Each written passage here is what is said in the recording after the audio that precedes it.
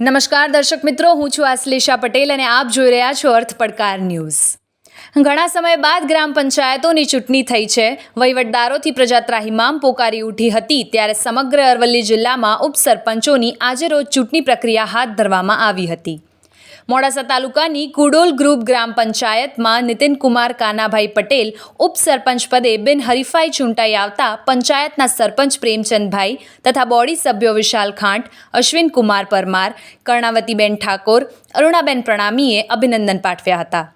નીતિનભાઈ ઉપસરપંચ તરીકેની ફરજ ખૂબ નિષ્ઠાપૂર્વક નિભાવી સરકારની વિવિધ યોજનાઓ લોકો સુધી પહોંચાડવાનો વિશ્વાસ વ્યક્ત કર્યો હતો।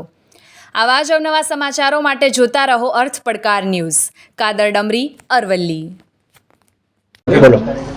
મારું નામ ખેમચંદભાઈ કોયાભાઈ પરમાર, કુડોલ ગામ પંચાયત સરપંચ તરીકે ચૂંટાયેલો છું। મારાથી જે કંઈ સેવાઓ ગામજનોને બનશે તે કરવા માટે હું સંમત છું અને આજ સુધીમાં જે કંઈ કરવાનું છે સહસંમતિ બધાને મળી ભેગા મળીને કરીશું એવી મારી બહુ અપેક્ષાઓ છે। નીતિનકુમાર કાનાભાઈ મારું નામ છે। આજે મારા ગામજનોને તમામ મને ડેપ્યુટી સરપંચ તરીકે બિનહરીફ કરી ચૂંટાવેલો છે અને દરેકને જે બી કામકાજ હોય તે મને સંપર્ક કરી 5 વર્ષથી આ તમે આજે ઉપપ્રમુખ તરીકે તમારી જે નિમણૂક થઈ એમાં 5 વર્ષમાં લોકહિત માટે શું કાર્યો કરશો? જે મારાથી થશે સાથ સહકાર આપીને કામ કરાવીશ।